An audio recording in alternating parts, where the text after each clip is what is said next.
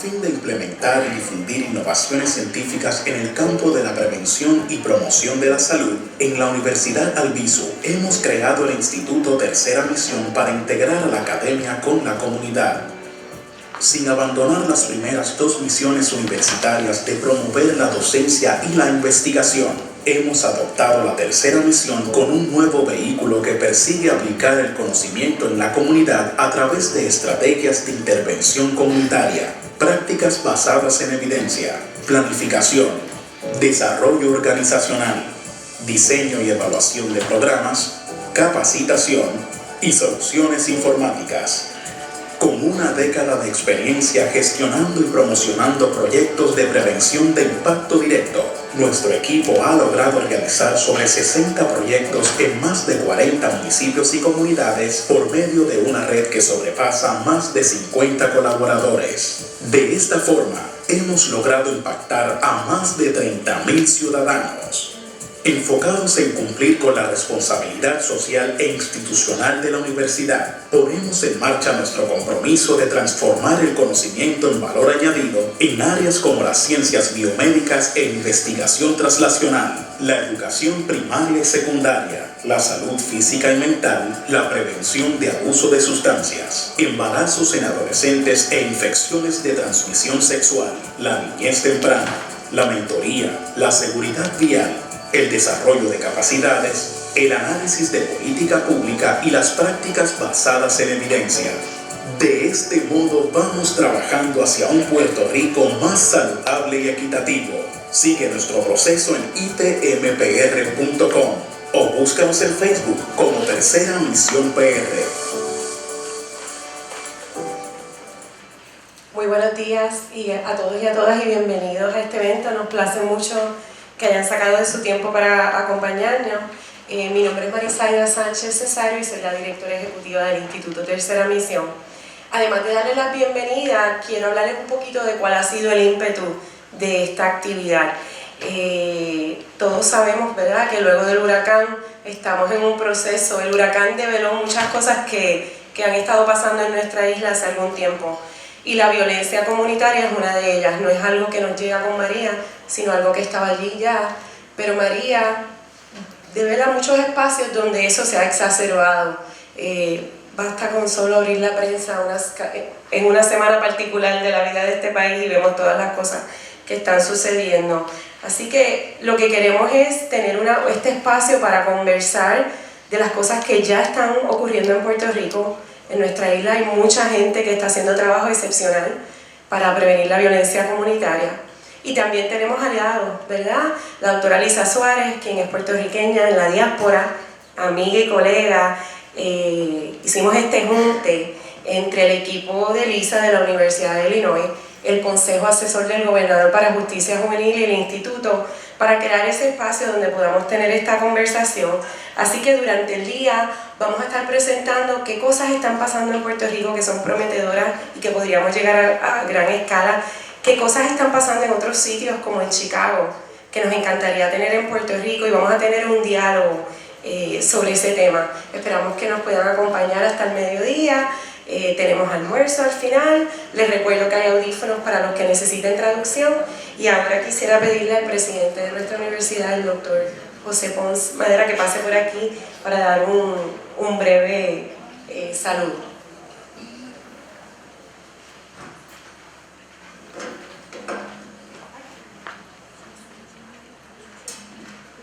Muchas gracias, doctora Sánchez.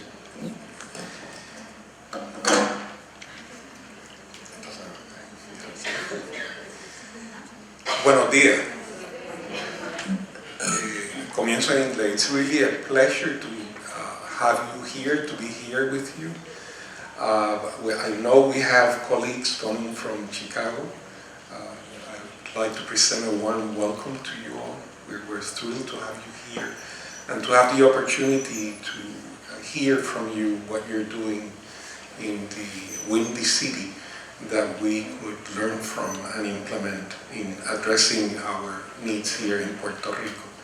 I want to apologize also because my message is in Spanish, but I know you're getting a translation, so I'll go little bit slower so that you can get the translation. Buenos días a todos.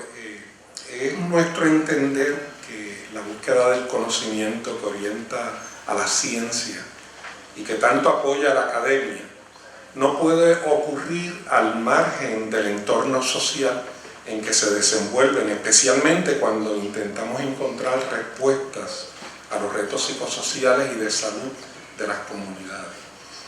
La Universidad Albizu procura, a través de diferentes esfuerzos, aportar a la comunidad mediante la investigación, el servicio directo y a través de la preparación de profesionales comprometidos con servir a otros.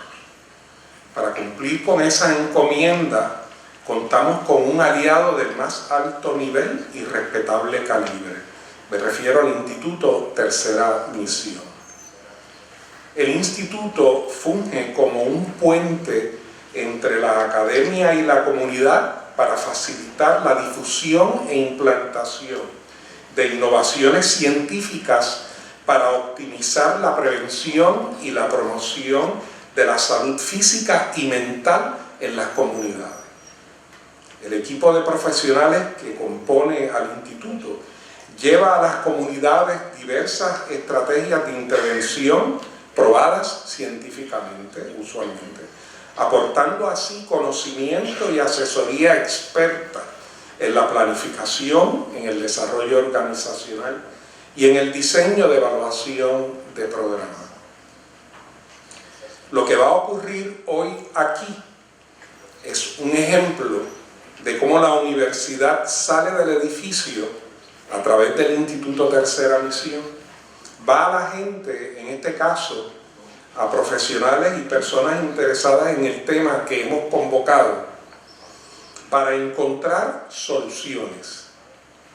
Específicamente, buscamos hoy estrategias para brindar alivio y para transformar a quienes confrontan violencia en sus vidas y a quienes padecen de condiciones asociadas al trauma psicofisiológico. Reconozco que hemos caminado bastante en nuestro intento de dilucidar lo que constituye el estado de trauma en el ser humano, que incluye a niños y adolescentes.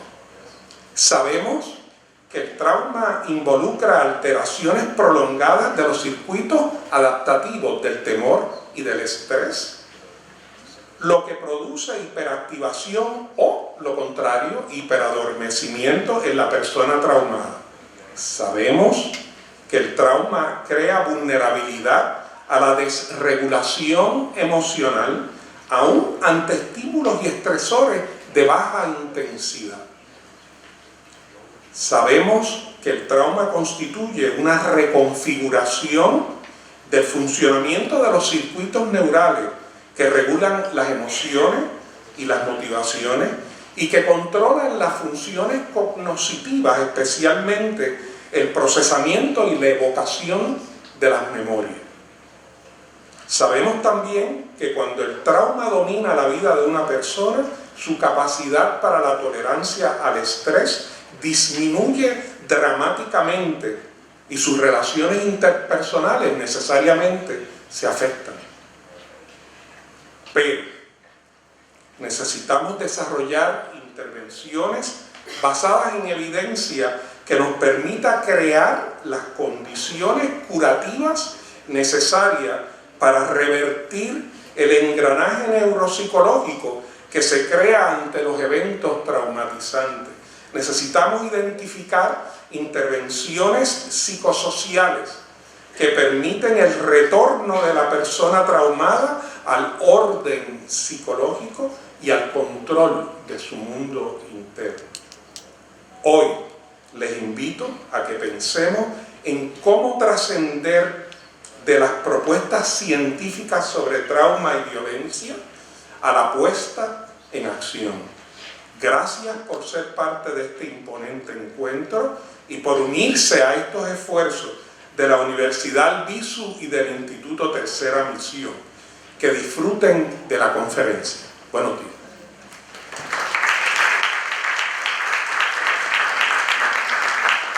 Estamos bien agradecidos al doctor que siempre muestra un gran apoyo a las iniciativas del instituto. Como verán, mi jefe es un neuropsicólogo, así que nos ha dado ahí brevemente y muy elocuentemente una clasecita de cómo los efectos que tiene el trauma y la violencia comunitaria en términos del desarrollo de los seres humanos y cómo eso conecta a su comportamiento y a sus emociones. Queremos darles un planteamiento rápido de cuál es el estado de situación de Puerto Rico en este momento, un poco para que tengan eso en mente antes de entonces ver posibles soluciones a lo que nos aqueja. No es sorpresa para nadie que hay altas tasas de pobreza en Puerto Rico. Voy a estar compartiendo con ustedes los datos del Kids Count de Puerto Rico, ¿verdad?, que hace el Instituto de la Juventud de Puerto Rico. Así que usted puede ver aquí cuál es el estado de situación. 84% de los niños y niñas viven en zonas de alta pobreza, 58% de los niños y niñas viven bajo los niveles de pobreza y 56% de esos niños y niñas viven con padres que no tienen un empleo seguro. Altas tasas de violencia comunitaria en nuestro país, ¿verdad? Recientemente la prestigiosa revista Llama publica un estudio donde se hace un survey con una muestra bien grande de niños participantes en nuestro sistema de educación pública. Lo pueden ver. Y esos datos son muy parecidos a esto. Estos datos que les estoy presentando es del proyecto que corremos en la Universidad Albizu, se llama Convoca, en varias escuelas de nuestro sistema público. Y esto fue lo que encontramos. Estos datos son previos al huracán María. 96% de los niños, estoy hablando de niños en el universo escolar, cernimos a todo niño que estaba en estas escuelas participantes cuyos padres accedieron a ello, que era sobre el 98%. 96% de los niños con síntomas leves y severos de ansiedad, 68% con síntomas leves y severos de depresión, 22% con sintomatología de trauma. Quiero recalcar nuevamente, esto es previo al huracán, así que usted se puede imaginar. Del lado, ¿verdad?, de su lado derecho ven las estadísticas de exposición a violencia comunitaria, y esto es bien importante. Lo que se espera en una población general es que cualquiera de nosotros por ahí reportemos 4 instancias de exposición de violencia comunitaria. Eso puede ser una violencia donde yo estoy en el epicentro del evento, o yo lo observo o le pasa a un familiar en mi entorno. En Puerto Rico, los niños en nuestras escuelas nos están reportando en promedio 7 exposiciones. Eso es el doble de lo normal. Esto es equivalente a poblaciones en áreas de guerra y poblaciones encarceladas. Ese es el nivel de exposición de violencia que tienen los niños de nuestro país que están asistiendo a las escuelas públicas. Tuvimos estudiantes que reportaban hasta 28 instancias. Así que ese es el promedio. De eso, a los que reportaban más, hay mucho trecho. Aquí vemos los datos de delincuencia juvenil de nuestro país. Y estos son los jóvenes que han tenido una interacción con el sistema de justicia juvenil o que están ya encarcelados en instituciones juveniles. Así que, además de que tenemos una alta exposición en la población en general, tenemos aproximadamente, ¿verdad?, 2.000 y pico de jóvenes que fueron arrestados en el 2017, y de esos, bajo la custodia del Estado, ahí ven aproximadamente 400 y pico de jóvenes. Y muchos de estos jóvenes, cuando usted habla con ellos y ve sus historias, son historias donde fueron víctimas de violencia en su núcleo familiar. Así que es un ciclo. Altas tasas de maltrato, estas son las últimas estadísticas, ¿verdad? Tenemos un ambiente donde la mayor parte de las familias son monoparentales, y tenemos muchos abuelos criando a sus hijos, y tenemos aproximadamente 8.7% de los niños y jóvenes con casos adjudicados de violencia doméstica. Quiero hacer la salvedad porque no quiero dar el mensaje erróneo. Ser criado en un hogar monoparental no tiene nada malo. La importancia de tener esta estadística es de ver que nuestras familias necesitan apoyo, ¿verdad? Porque sabemos que los niños, con que tengan una figura de crianza estable y buena, eso es suficiente. Sería chévere tener más también. Así que pongo estos datos no para implicar eso, sino para decir que nuestras familias realmente necesitan mucho apoyo. Uso y abuso de sustancias, ¿verdad? Sabemos que la sustancia de más uso en nuestro país es el alcohol. Hay grandes iniciativas, vamos a hablar un poco de ellas, en los últimos 10 años atajando este asunto, pero hay mucho trabajo por hacer. Últimamente también hemos estado trabajando bien de cerca con AMSCA en iniciativas que tienen que ver no solo con dilatar el comienzo del uso de sustancias, sino trabajar con los jóvenes que ya están usando sustancias y que beben en racha. Ese es un % más pequeñito, pero importante atender. Deserción escolar, este es un asunto bien terrible. 4% de los jóvenes entre 16 y 19 años no están matriculados en la escuela ni tienen un diploma de cuarto año y tampoco están en la fuerza laboral. Así que eso nos trae un gran reto. Hay grandes niveles de desempleo en el país y de subempleo, ¿verdad? Aquellos jóvenes que están empleados, muchos de ellos están empleados al mínimo, lo cual no es un sueldo con el que podamos vivir adecuadamente. Así que tenemos grandes retos en el país y todas estas cosas mezcladas crean una gran inequidad. Esa inequidad existía en este país antes del huracán María. Así que tenemos todo esto ocurriendo y sobreimpuesto una quiebra, la Junta de Control Fiscal y el huracán María. ¿Cómo estamos con todas esas noticias? Así que no les traigo el dato para que nos sintamos desesperanzados, sino por lo contrario. Les traigo el dato porque es importante tener esperanza, pero esperanza informada. Y para poder entonces pensar en antídotos que hagan sentido y sean relevantes. ¿Qué proponemos nosotros como un antídoto? Pues nosotros proponemos intervenciones multinivel. Es decir, para atajar la complejidad de esas cosas no se puede trabajar solo en un nivel. El planteamiento de nosotros en el instituto es que tenemos que hacer colaboraciones, que las intervenciones tienen que ser entrelazadas y que atiendan todos estos issues, que tienen que ser en el continuo evolutivo, es decir, trabajar con el joven, con la comunidad escolar, con los padres, con los municipios, con las personas que sirven, y que tenemos que hacer un esfuerzo mayor en entrelazar los recursos que tenemos, los fondos que tenemos en el país de forma intencional para poder atajar estos problemas. Y sabemos que entes trabajando por sí mismos no hacen diferencia. Este modelo de impacto colectivo lo llevamos trabajando en Puerto Rico hace varios años y lo que dice este modelo, propiciado inicialmente por la Universidad de Stanford y acogido por el gobierno federal de los Estados Unidos hace aproximadamente 15 años es: si tú trabajas en colaboración, entonces puedes atajar estas cosas más rápidamente. Y nosotros sabemos que eso es cierto.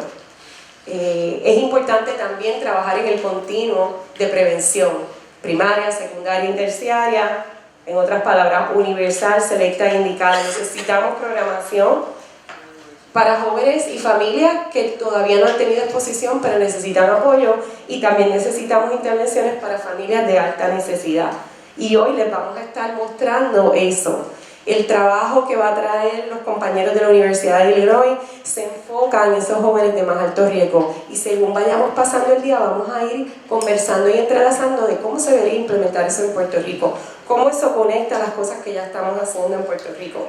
Así que los panelistas van a describir un modelo conversivo para la prevención de violencia que se basa en conocimientos de los efectos del trauma y como sugiere el título, incluye colaboraciones entre el ambiente escolar, de ley y orden, y los servicios de salud mental. Para eso nos acompaña, en primer lugar, la doctora Lisa Suárez, del Centro de Trauma para Jóvenes en Núcleos Urbanos de la Universidad de Illinois. La doctora Suárez describirá el modelo del Centro de Trauma, que es una práctica basada en evidencia para la prevención de violencia, aplicada en un marco socioecológico a través de una alianza colaborativa con cuerpos de ley y orden y de servicios de salud mental. Junto a ellas se integra a este panel Rachel Wax, gerente del programa de Urban Youth Trauma Center de la Universidad de Illinois, y Christopher Marino, jefe del Departamento de Policía de Park Forest, y el detective Jonathan Geraghty, también del Departamento de la Policía de Park Forest. Les pido un fuerte aplauso para él. Well, we are very excited to be here. I'm going to do this presentation. We're going to do this panel in English. There's going to be another presentation in Spanish and another one in English, so we're going to keep it mixed up. But I'll try not to do that again. My name is Lisa Suarez, and I'm very excited to be here with all my team. Some of them are out here, and over here are partners and presenters.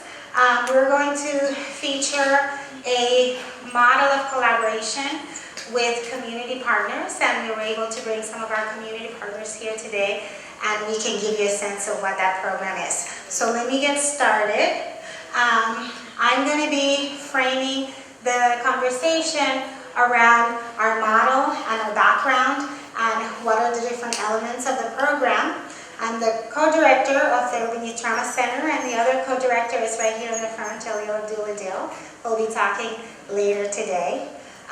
Rachel Wax is our program coordinator, and she's the one who implements these programs in the community in partnership with everyone else. And she's going to be describing specific program elements. And then we have Chief Christopher Menino, who's going to chime in, describe the partnership with the Park Forest Police Department and talk about the role of law enforcement in violence prevention. And then we have Detective J.B. Garrity, who is going to tell us about the on-the-ground officer experience, which will be really impactful to hear from.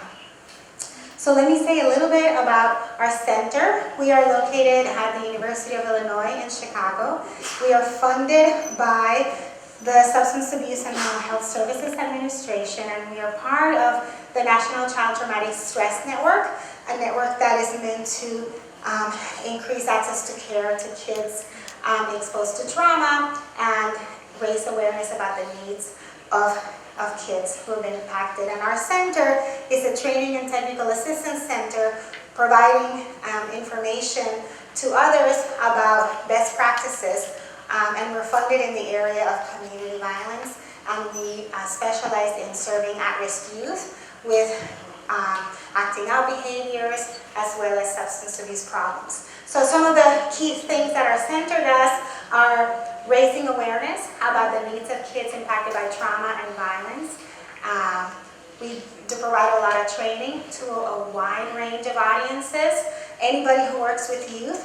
And so we have people who are people from the community, police officers, teachers, mentors, juvenile justice officers, social workers, mental health clinicians as well. And we have prevention trainings and clinical therapy training. So after the break, we're going to feature 2 of our training programs for clinicians. And finally, we do a lot of community engagement activities, and you'll see some of them represented here today. And I wanted to give you an overview of what our talk is going to be about. It's going to have these 3 parts. And for each part, I'm going to explain the model and sort of the elements of it, and then we're going to have our partners share examples of how does that look like on the ground. So in terms of mobilizing communities and working in communities and getting them involved in violence prevention, we start with awareness.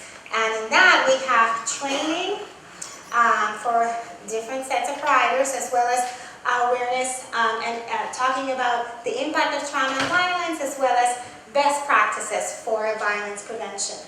Then we're going to come back and talk about activation. Once we know the challenges and more or less the solutions, how do we get people motivated and mobilized to get something done? And so we do that by applying it to the specific roles involved and engaging in action planning, which we'll feature. And then at the end, for the groups that are interested in implementing specific programs with us, then we do more program implementation support. And today we're going to feature 2 of those types of programs that we provide implementation support for. So I'm going to get into that later. But now I want to let my colleague Rachel talk about our partnership and the members of our community partnership that we are going to feature today. So I'm just doing a little bit on this slide to introduce the protective web that we're currently rolling out in Park Forest. I myself, I'm a representative of the Urban Youth Trauma Center, as well as Dr. Lisa Suarez.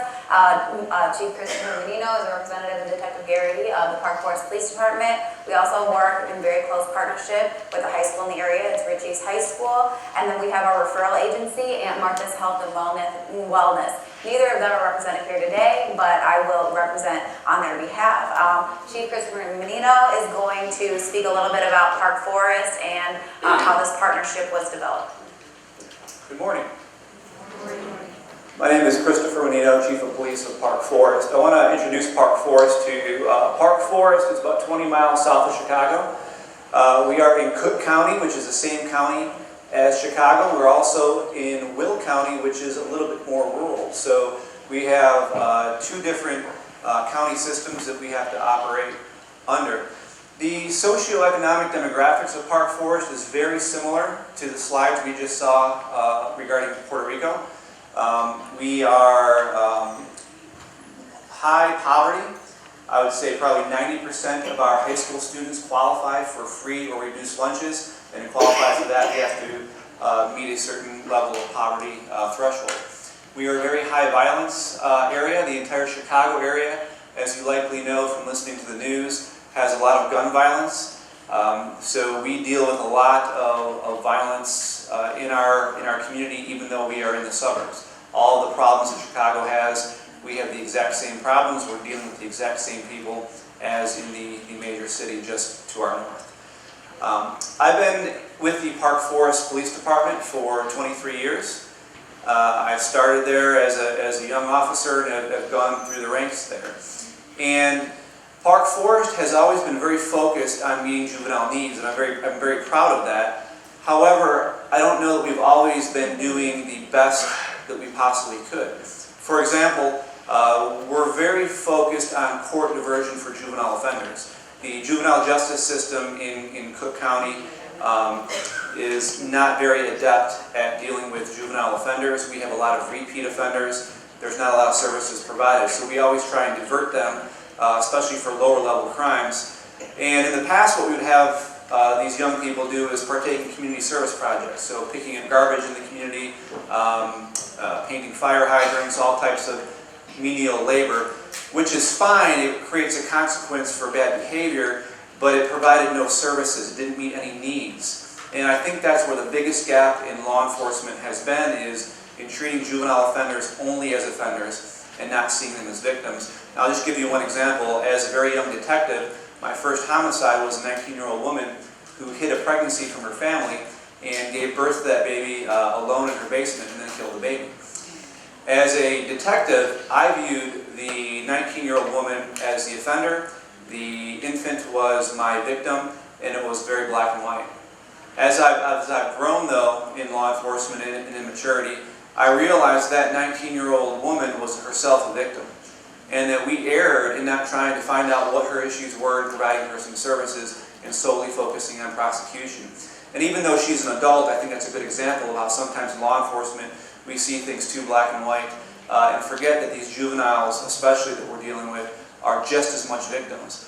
So as chief of police, I would see these juveniles come through our doors, and I realized that we had a great opportunity to discover what their needs are and try to meet those needs. And traditionally, we've not been doing that. We simply view them only as offenders. And what we've progressed to is understanding that, yes, they may be offenders, and we have to deal with the actions that they did. At the same time, they're victims, and we need to find out what we can do to intervene to get them off of this path. And so what we're going to be talking about this morning is what we've done to recognize our juvenile offenders also as victims and provide them services. Because really, law enforcement, whenever we deal with a juvenile, virtually every juvenile we deal with has a need that needs to be met. It's a very unique situation. All of them have issues when they come in contact with law enforcement. The nature of whatever they did that brings them in contact with us means they have a need. And by not recognizing that, I think we've done a disservice, but we're trying to change that now.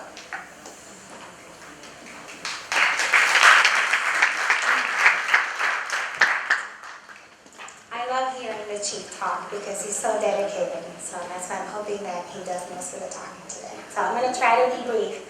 Let's see if I can. I'm going to share with you some of the information that we anchor our trainings on, so talking about the impact of trauma and violence, as well as the best practices for violence prevention, and then we'll give you some examples again. So here I have represented a number of childhood adversities as well as traumas, just to kind of anchor and give an example of the kinds of things that we're talking about. Dr. Cesario referenced the Adverse Childhood Experiences Study and the number of ACEs that children in Puerto Rico have. We have the different categories: abuse, physical, emotional, or sexual, neglect, physical or emotional, and then a bunch of types of household dysfunction that you can see represented there. And these are all kind of interpersonal traumas, and included in that, we've added in our screener community violence and a bunch of others. of types of adversities that can be very impactful. And research tells us that being exposed, the more of these problems we have, the more challenges we have in the future, and I'll talk about that in a second. But I wanted to list you the many different types of traumas that people can experience. It doesn't have one picture, and one doesn't always look the same, but usually people are exposed to many of these things. And we have to understand that our kids at risk are having a lot of challenges, especially in the context of poverty. So let me breeze through some of the ways in which trauma, violence, and childhood adversity can impact somebody. People are going to have trouble in relationships, particularly if the type of trauma happened in an interpersonal context. Trust, expecting the worst from others is going to affect the way we interact. And that's everything that we do is in a social context. And so we're not going to see things in the same way as most people who haven't been through what we've been through, and we're going to react differently, feel differently about it, and that's going to get a lot of our kids in trouble. Problems controlling emotions and behaviors, a lot of intense emotions, anger, sadness, particularly when you respond to a reminder of what happened, which oftentimes are all around us and unavoidable. Then we have the way people think about themselves and the future changes when something bad has happened. I am damaged. I am worthless. Everyone's out to get me. Nobody loves me. I can't count on anybody. I'm not going to make it till I turn 21. Then we have problems with learning, memory, attention, and concentration.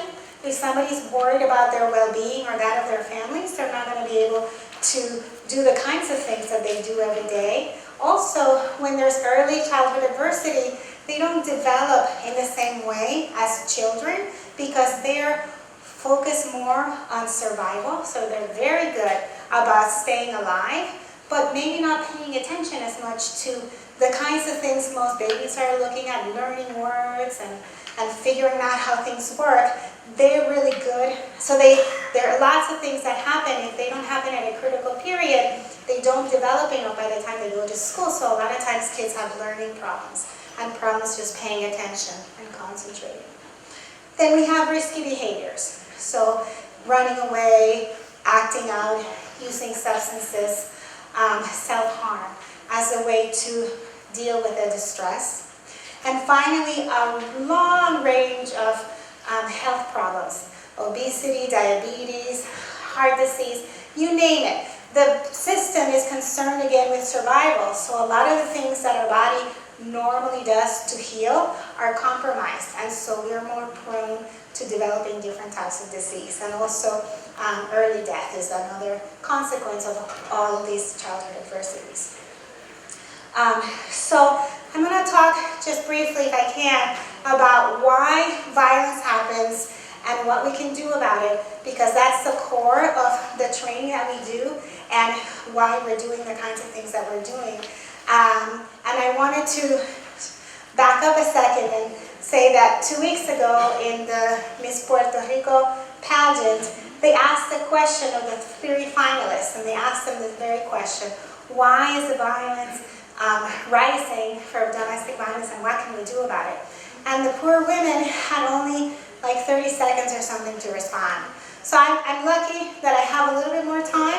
And I've been working on this a lot, so I have a lot of decades of research that other people did behind me. So hopefully this will, if you were still wondering and dissatisfied with that response, hopefully this will help you a little bit. So violence doesn't happen because one person made a bad choice and decided to do something terrible to somebody else. Many things happen to create the conditions that make it possible for people to perpetrate violence or become victims of violence. And the factors are going along the socio-ecological spectrum, so I have them listed here. At the individual level, a person might be individually exposed to violence early on in their lives. They might be more prone to impulsivity, They might have some problems at school, like I mentioned before, and not have the support to deal with it, and that puts them at risk for perpetration or victimization. At the relationship level, there might be violence in the peer world, conflict in the home, lack of monitoring, supervision, and support puts people at risk, and we have to address these factors. At the community level, when the community has lost its connection to each other, neighbors don't trust each other, don't talk to each other, that makes it very difficult for people to boost up the protective factors. Residential instability is another risk factor. Lack of access to resources, crime, violence, and gang activity. At the societal level, many times we don't think about this, but there are all these expectations about how to resolve conflict and what's acceptable. Sometimes the media glorifies violence, and it becomes something that we might observe in our peers or in our role models. Some people are not exposed to role models that are more peaceful. And so it sets the stage for supporting violent messages. And finally, at the societal level, we need policies that provide access to resources and not take them away. We need programs for prevention. We need programs for job opportunities for the community and boost our communities up. And so if we don't have those policies in place, it's not going to happen. So what do we do about it? There's a lot of research that has been done with potential solutions. And our center, we've distilled them into 5 things that should be easy for anyone in the community to do, no matter what your role is. So the first one is identifying and supporting victims of violence, or for short, know the signs, be supportive. The second one is developing life skills in children and adolescents, or for short, a sense of mastery. The third one is developing safe, stable, and nurturing relationships between children, their caregivers, and caring adults. Sometimes they don't have options with their caregiver family unit, but we want to extend that. We want to build them a lifeline so that they're connected to somebody. And for short, a sense of trust, that people are there for them, that somebody cares and is watching and proud of them for doing well. At the community level, we emphasize promoting safety in the community. The more safe the community, the less likely it is that we're going to have more trauma. So a sense of safety. That can be sometimes the community is not safe, but we want to create safe spaces. Or how can we maximize our control over a situation? And finally, changing the rules and expectations in society in some way that we can. And for sure, we call it change the message. Give them an alternative that is not the glorification of violence, so that they can see that there are other options. So what we're going to do now is give you an example of what our awareness component looks like in the Park Forest community.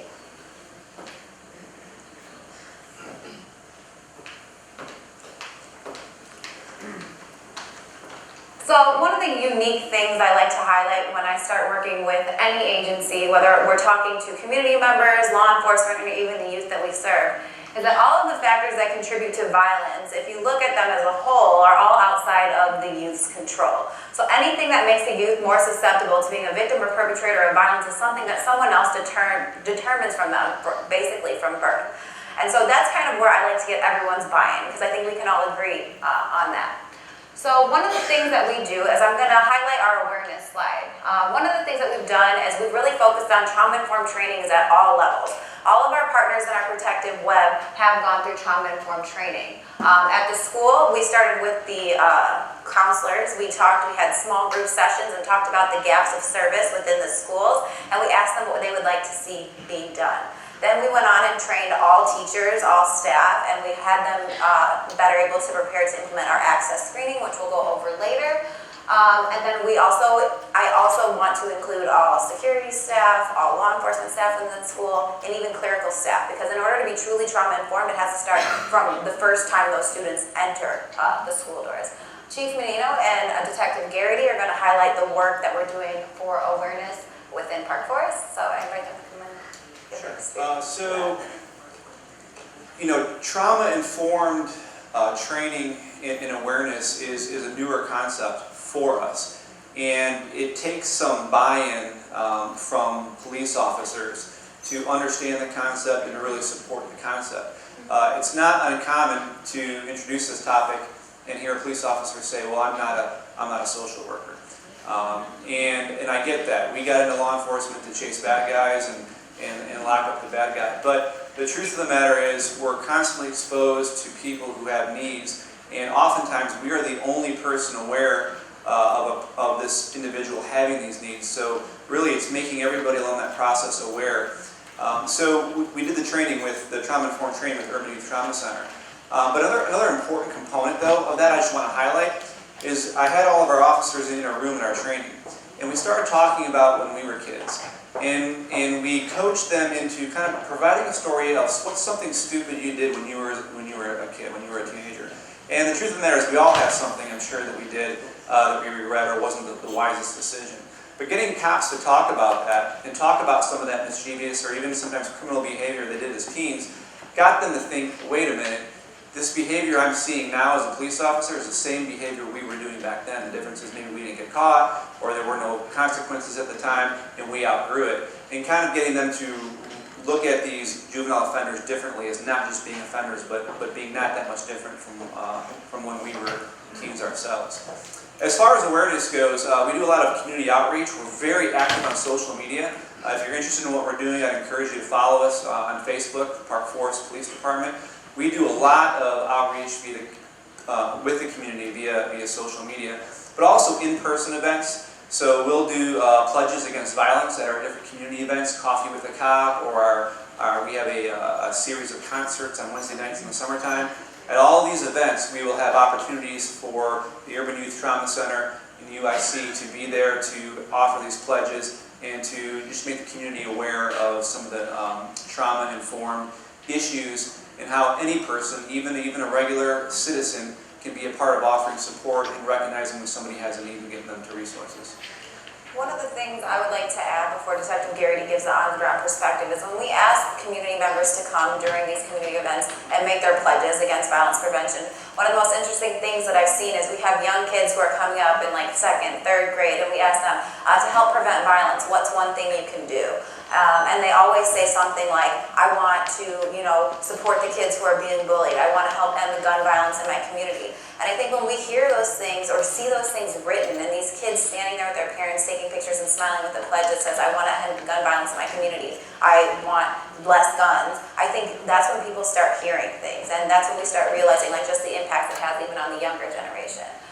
Detective Garrity has played an integral role in the implementation of our programs, and I would love for him to come up and speak a little bit about the role law enforcement plays in we have a Youth Violence Prevention Week. During the Youth Violence Prevention Week, the National Week, we do a basketball tournament where we engage youth who come to an after-school program, and then we have our National Night Out campaigns that we've done together as well. Good morning. So my name is JP Garrity. I'm a detective here with Park Forest. Chief Menino is my boss, and I kind of want to give you a perspective of what it's like to be an officer going through some of this training, some of this experiences, so you just don't hear it from all the bosses. So I was lucky enough to start it 2 years ago. We went through the training. It was a department-wide training. I guess I've had some interest in looking things through an alternative route because very early on, as a police officer, you could see the same people kind of coming through the doors and the same young people coming through the doors. So we wanted to try to look what else we can do, because if you're doing the same thing and it's not working, you're not going to be able to make a difference in police work or in society. So, like I said, I did the basic training. I've tried to kind of advance my own training through research, through conversations with the chief, with Rachel and Dr. Suarez, trying to make myself as educated as possible on it and to really realize that this is a program that can work. And buy-in as far as like the employee or like, basic police officer or detective role, it's going to come at its own pace, but I've truly seen a shift in acceptance of it. And it might have taken 2 years, and that might sound like a long time, but really we're talking about like a meaningful impact, like a systematic change of how we do things. So we've been able to do just that with training. Some of these programs that Rachel highlighted, the youth basketball thing. Basketball is really popular with our community, so it's kind of realizing that, hey, let's take something, a topic that they're already interested in, and we'll go out there. So I've been out there, I've coached, I've played, just trying to be in a different role than maybe just seeing me as a detective or as a police officer. So it's really trying to change the landscape of how we present ourselves and making ourselves more accessible. I guess kind of humanizing us and not just being a badge or a uniform type of thing. Okay. So I want to feature the second component of our community mobilization, which is activation. How, after we share all the information about what we want to do and why this is important and what kinds of things can we expect and what works, we try to apply it specifically to the role and then engage the community in action planning. So everybody plays a role in violence prevention. We talked about the wide spectrum of reasons why violence happens. It cuts across everything and everyone. And so we really have a role for everybody, starting with the youth and families themselves. But we want people who work in the school and with youth. We want mental health providers, healthcare providers, faith-based organizations, law enforcement, policymakers, and government agencies working together at their level to try to figure things out. And not just individually, because what we've learned is that individual groups are doing amazing things. But if we put groups together, we can actually have more impact because we can coordinate our efforts. So one of the things that we're going to do is feature an example of what are different roles in the community and how that they might apply one of our best practices, which is a sense of trust. I'll keep you. She's keeping the clicker. Sorry, I'm not used to like this panel thing, and we're far away from the podium, so I'm going to do a lot of walking, but I'm going to try and just stand still. So I apologize. Can you copy? So what we like to do is we like to tailor our trainings to different audiences. So for applying best practice number 2, this is creating a sense of trust. One of the things that we found to be really effective was to make youth action statements. So when I'm working with youth, I ask them to identify people you can trust and depend on in your life. For caregivers, we ask caregivers to be a person your child can trust and depend on.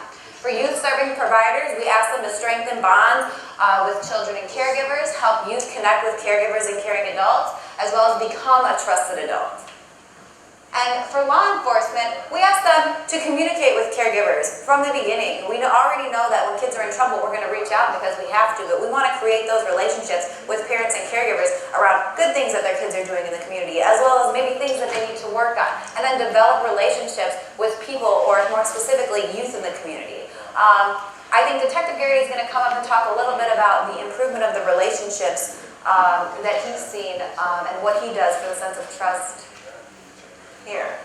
So the biggest thing that we're taking away from this is going to be the communication aspect of it. And I'm not a doctor, I'm not a psychologist, I'm just a police officer. And there's a couple things that we can do pretty basically, and that's going to be with the communication. So if your only communication with the youth or anybody that you come or arrest is when you're putting handcuffs on them, it's not going to be a beneficial communication because there's only one route, there's only one avenue. And what we've gone through some of these programs is realizing that, hey, we can communicate in a much more informal, beneficial way. And there's a specific exercise that we do. We'll talk about the specific exercises later.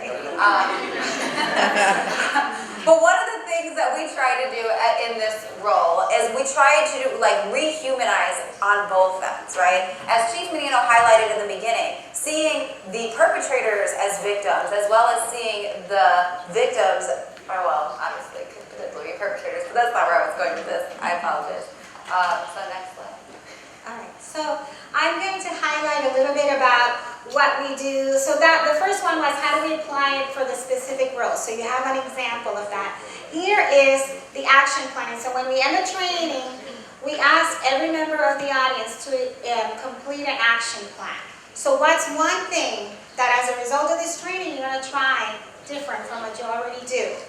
Which best practice are you going to apply? Is it going to be one of these things, a direct service, improving programs, connecting to resources, advocacy and policy change, information? You have a lot of options for what you can do within your role. And then we ask them to think about what makes that plan trauma-informed? Informed that the knowledge that you have about how trauma affects youth and families.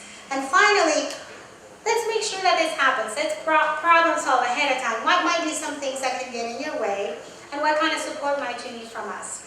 So that's how we do the action planning at the individual level, but we also engage communities and service systems in action planning at the broader level, and that's what we're going to feature right now. So we have a few of the partners and the different kinds of things that they've done as a result of this community action plan. I think, Chief, you were going to start? So, from a law enforcement perspective, I would break it down into these four categories. The first is make sure all of our personnel are trained in trauma-informed topics. So essentially, I wouldn't want to implement anything else without first having a baseline knowledge for our personnel on what being trauma-informed is and how trauma affects the decisions that people are making. One of the innovative things that we're doing is we screen every juvenile who comes into our custody for any reason. So no matter if they're under arrest or protective custody, whatever the case may be, we have a form that is a screener. We call it the access screener. And it has 10 categories of questions that we ask. And the reason we have it formalized is if we had an informal conversation between a police officer and the juvenile, that conversation would not be standardized. And maybe some questions would get missed, or maybe a question would get asked inappropriately. So this form lists out these different questions. It ranges from asking about physical abuse, exposure to violence. It asks when's the last time they ate. We have a policy at the police department. If a juvenile in custody has not eaten within 4 hours, we'll provide them with a meal, because we can't begin to meet their other needs if we haven't met a simple need as making sure that they're fed. So our officers ask these 10 series of questions, and if a juvenile answer is positive for any of these traumatic experiences or abuse, neglect, we have services listed on that form that the officer can connect them to. So for the officer, it takes away the ambiguity, the uncertainty of what to do if I have a juvenile with need. And really throughout my career as a young officer, that was the issue. I might recognize that I had a juvenile who had a need, but I had no idea how to connect them to the appropriate service. And what we've done is we've listed these questions out, and for every question there is an action that officer can take to do something for that juvenile. So 100% of the juveniles we come in contact with, we ask them these questions, and then we link them to services when there's an appropriate response.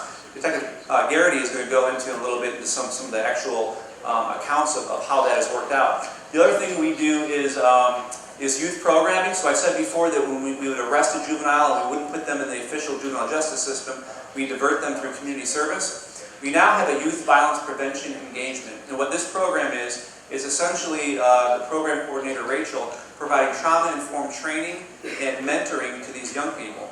So instead of having them pick up trash, they're sitting in a classroom setting doing hands-on activities to understand better how trauma has affected them, why they're making the decisions they're making, and what they can do different. It's a 16-hour program.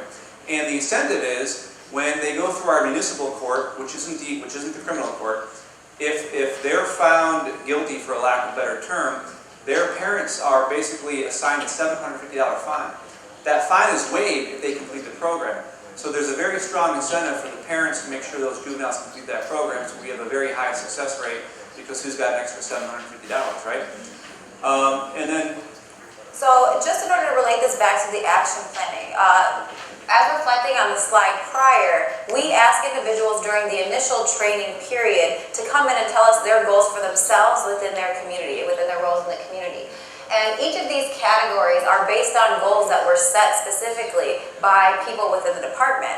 So as you see, 4 of these things listed: the training of all new officers, screening and referral, youth programming, leading awareness efforts. For the Village of Park Forest, the City Proclamation and Violence Prevention Week, responding to identified gaps in resources, commitment to trauma-informed training across systems, and within the high school, all staff training, screening and referral, youth programming, and trauma-informed policies for managing aggression. Every single one of these categories came from the collection of data for the gaps that were currently being seen by service providers within those agencies. And then followed up with conversations with those service systems, and the Park Forest Police Department led the way by actually having written policies that were issued for all officers with these programs in place. So The third section of the talk that we're going to do is talking about program implementation support for the partners that are implementing specific programs. So we kind of previewed these already, but we're going to give you more detail about the screening and referral process that we engage our partners in and the youth programming that we have. So Chief Menino already introduced the Adverse Childhood Critical Needs and Safety Screener, access screening. I probably said the acronym incorrectly, but it's a 10-category, 16-item screener. We sell it as 10 categories because it's just more digestible for people.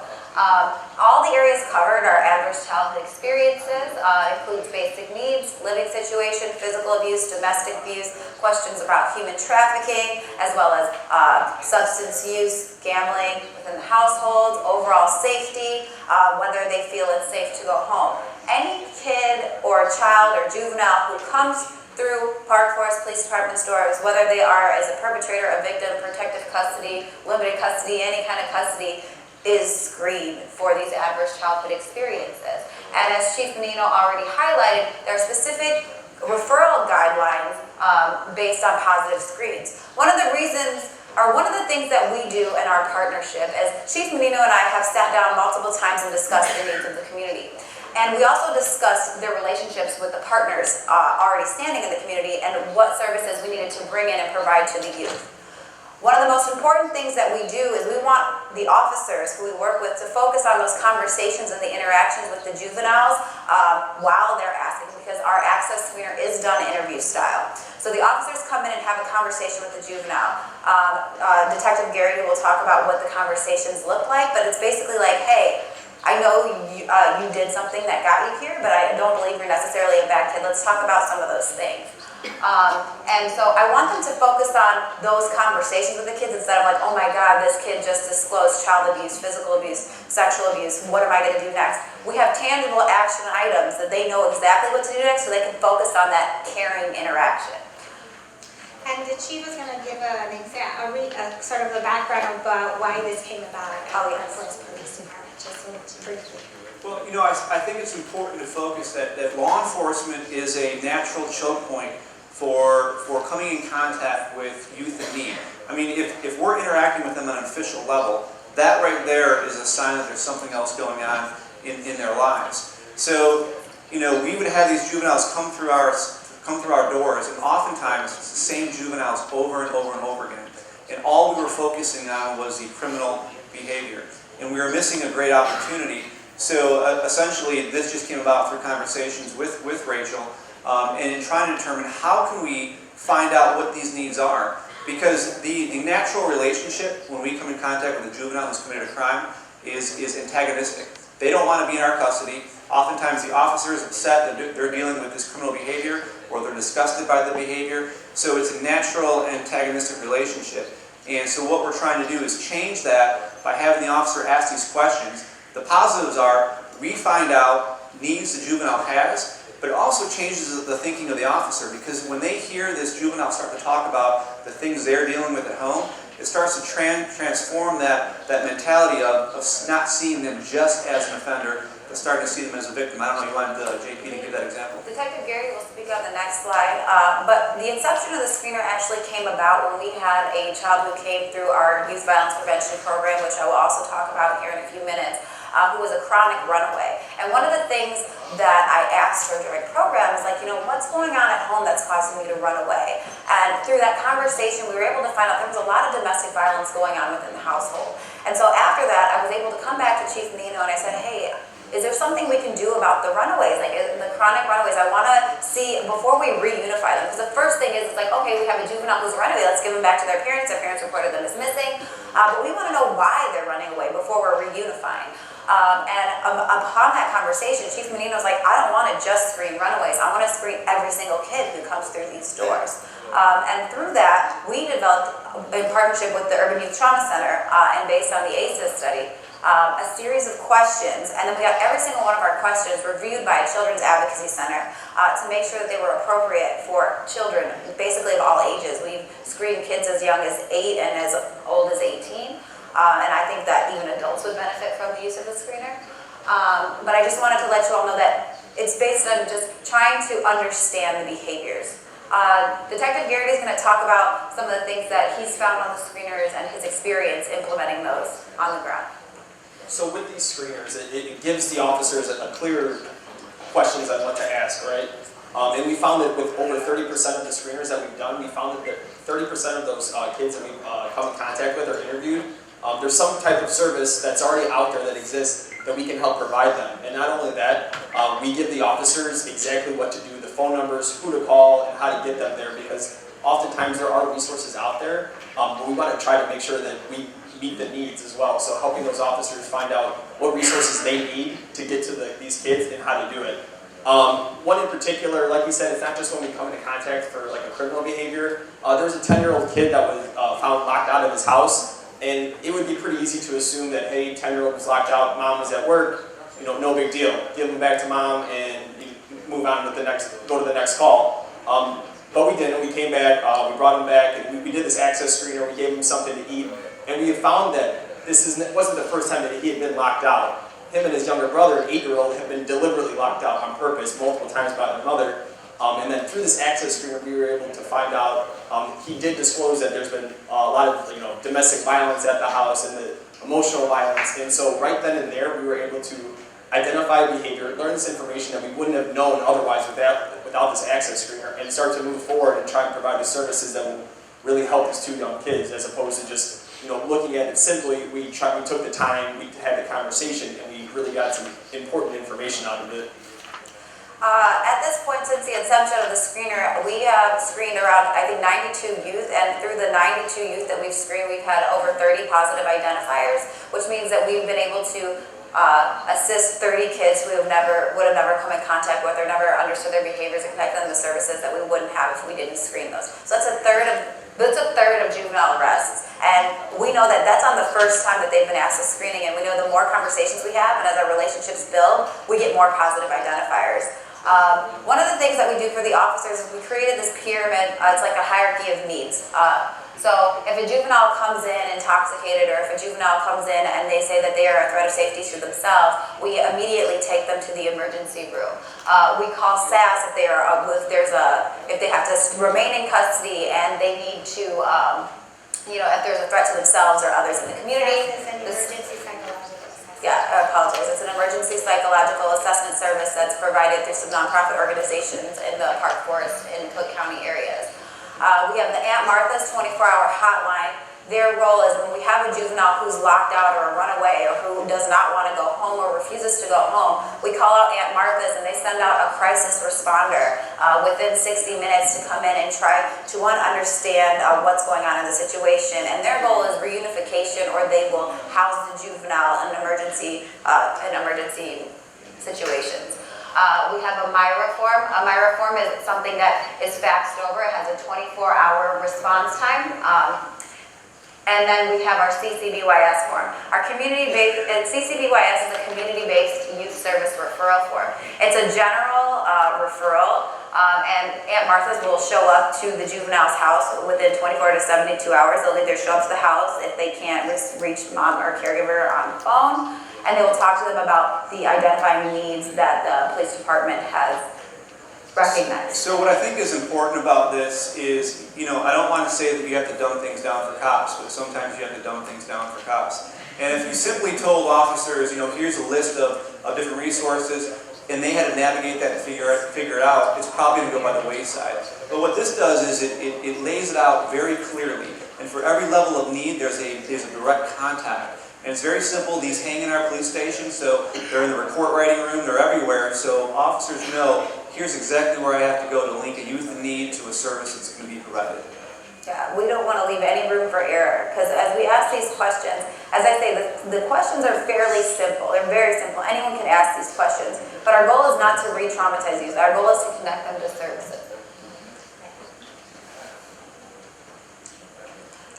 So next, we're just going to preview our youth violence prevention. So we've talked a little bit about the Youth Violence Prevention Engagement Program. This is a program that was developed by myself and Dr. Lisa Suarez at Park Forest Police Department at the University of Illinois in Chicago. Some of the things that we do for our curriculum is we try to address the socio-ecological factors that make youth more susceptible to being victims and perpetrators of violence. What we do is we talk to them about, as it says here, understanding trauma and how community violence affects them. Learn interpersonal coping skills to improve stress management, conflict resolution services. We give them those basic skills they need to kind of maneuver life situations. And then our goal is to increase orientation and more available supports. I want them to be able to come into the police department and feel safe. I want, instead of feel like they're in trouble. These kids come in under a negative pretenses and they assume that they're going to come in, they're in trouble, they're going to pick up garbage, they're going to get yelled at, they're going to get judged. But instead when they come in, they get supported. We talk to them about what brought them there, what decisions they made leading up to the decision that got them this, this consequence. But I also tell them it's not necessarily a consequence, it's an opportunity, because it's not very often in life that you get an opportunity to come in and talk about the things that are making you behave a certain way, or even get a better understanding of yourself and why you're behaving these ways. A lot of the kids who come in through those doors tell me, like, I'm a bad kid, that's why I act like this. I'm like, no, you're not a bad kid. And I'll say, people aren't born bad. I've never met somebody who's born bad. I said, maybe something bad happened to you that made you feel this way. Maybe somebody projected that onto you, but you're not a bad kid. Let's talk about this. Or I'll say, let me introduce trauma to you. And those are some of the topics. So the next slide. So what we talk about is how trauma and violence affect youth. In that session, we talk to kids about trauma, what trauma is. I put a whole list of traumas behind me, and I say, how many of you or someone you know has gone through something listed on this report? Every single one of their hands go up. And when every single one of their hands go up, they all look at each other and they're like, wow, I'm not alone, right? Because when we go through bad things, we immediately think we're the only person who's ever gone through this bad thing. So immediately there's a connection made between the youth and the group. And like my next group coming up, I have 6 girls in this group who all fought each other. And I'm like, this is gonna be great. Like, you know, it's gonna be challenging, it's going to be eventful, but I know that they're all gonna find one thing in common, and I'm sure every single one of them is going to be able to relate on the trauma exposure.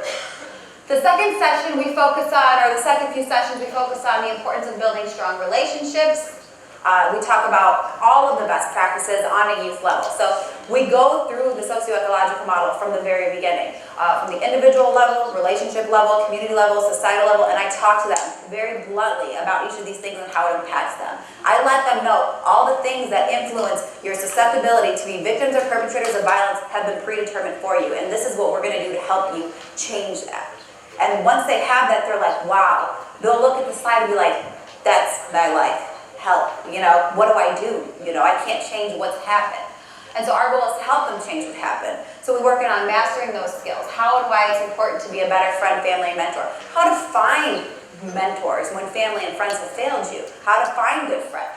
Okay? We ask them to prioritize safety in relationships and create safe spaces. We have to have conversations with kids about relationship norms, because when they believe that domestic violence is just normal and natural, they are just like, this is what life is. I had a girl, and I always have experiences that I like to share, and I apologize for my talkativeness. But when I talk to I have a girl who came in and she didn't realize like the domestic violence was like abnormal. And she was telling me about her boyfriend and how he beat her up all the time, and I said, that's abnormal. And then we talked a little bit about like why she felt she deserved these things. And then she came back my third session and said to me, Miss Rachel, guess what? I left him. I kicked him out of my house because he was living there and Mom was allowing him to live there. And I was like, oh my gosh, I'm so proud of you. Your mom must be proud. And she says to me, no, she says he can move back in. I'm like, what? Like, you know what I mean? Like, that was my initial reaction. Like, what do you mean he can move back in? She's like, well, her boyfriend beats her up all the time. And so she said, like, I should give him a second chance, or I should think about this, that, and the other. And so having a conversation about, like, understanding that your mother has some limitations, that she doesn't have the opportunity to see other relationships like this. Because then we talk about just the cycles of violence. And this girl has to be like 10 times stronger because there's someone who's like, where is he? Like, he was paying rent, like he should come back and stay with us. Not realizing that her daughter is being like detrimentally harmed in the process. And then being aware of messages that support violence and helping to change them. One of the most impactful things that I had is I was doing a presentation with a couple of youth from Oakland, California, and I was talking about violence, and we were preparing for the conversation. I was like, all right, these are your bullet points. These are your bullet points. And I'm talking to a kid who's paralyzed from the waist down from a gun violence, and he said, Rachel is like, you're triggering me. I'm like, oh my God, I'm so sorry, because we don't think that the words that we use in everyday language, like bullet points, even the word trigger, you know, these are all can be related to gun violence. And when you're working with victims of gun violence, you have to be very cognizant of those things.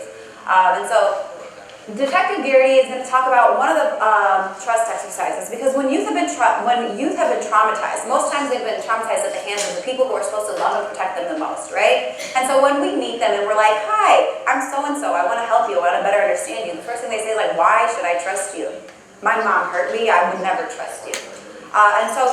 And then of course, me as just a social service provider, it's easier to trust me than it is this gentleman in uniform, correct? And so when we come in through our programs, we run trust activities to help them understand. And Detective Garrity is going to talk a lot about our trust activities and what that looks like. And So with this program that I've been fortunate enough to be a part of from the beginning, as well as through each phase, so there's 4 phases over 4 weeks, it really gives me a platform or an opportunity to show a point of communication, but really to show empathy. And we're having tough conversations, not in the sense of like, disciplinary conversations, but really emotional, invoking conversations when we start hearing about all these bad things that have happened to these kids. And being a co-facilitator in this group with Rachel, it allows me a perspective that I wouldn't have had, and it's extremely beneficial for myself because I'm also sharing things, and they get to see a whole other side of me.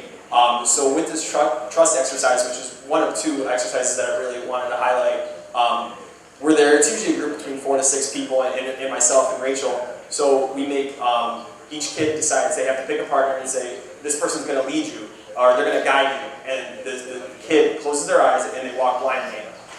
You see a lot of hesitation on that because they have such trust issues. And even though they got to pick who they wanted them to lead, you can just see it. And it's such a basic thing that they don't even want to walk in. We're not putting them in any sense of danger or anything like that. It's an open parking lot or it's an open area. But we really are able to start to dive into that issue and then bringing back after the exercise when we sit down and have the conversation of why don't you trust anybody or why don't you trust this person? It's a really good opportunity. The second exercise that we do that I really wanted to highlight real quick, it's called the assertiveness exercise. So traffic stops are super common in our area. It's probably the most common interaction that police and society has back in the mainland. And we let the kids decide which role they want to play. They can be the driver, they can be the passenger, or they get to be the police officer. And it's about communication skills, assertiveness. It's not, you can't just act out. It's not bullying. It really shows them another perspective of us because I like to go in the car and I'm not the police officer. I'm either the driver or the passenger, and I get to kind of show them what it's like to be on the other side of it. And you can almost see like the light bulb going off in their head and just like, wow, they get it now. And it's just really working on these communication channels and avenues that these exercises really let us do, and that's been some of the best parts of the program so far. Thank you. Another program, this process has been very organic for us with the Park Forest Police Department. And so after we did the Youth Violence Prevention Engagement Program and the access screening, we realized that youth need continued support and ongoing mentorship. So we created a drop-in program. Every single kid who comes to our program knows that myself and law enforcement will be there, and we have a specific time on Wednesday nights where we provide meals for kids. Meals, games, continued mentorship, working on increased coping skills, connecting them to resources and opportunities for broader community impact. So what we do is we have them come in and just talk, hang out, let them know that there's a safe place that they can be. That's what we do there. So just to give you a little bit of an overview of the youth that we serve in Park Forest, these are our numbers. I just want to show you, I know we're running out of time, so I don't want to go over each one of them, but you guys can, take a look at the arrests, the reasons for arrests, the trauma exposures that come out through our access screenings, as well as our conversations and our within the group. New arrests following the program, we have an 8% recidivism rate at this point, and that is youth who have been served within the last 6 months. I want to highlight that. Our recidivism rate is 8%. So 92% of the juveniles going through our program we're not seeing come through again, which is just really incredible, not something we've ever seen before.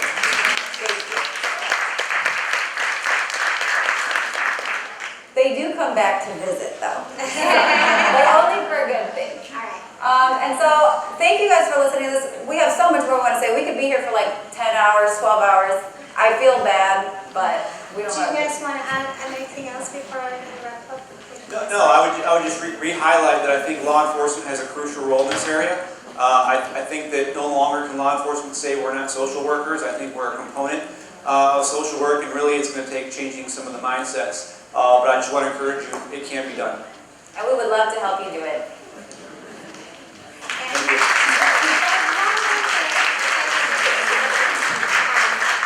Just wanted to end with some of the key ingredients for making a collaborative relationship work: anchoring ourselves in evidence-based practices, having a common purpose and shared vision, and wonderful partners that are committed to the nth degree.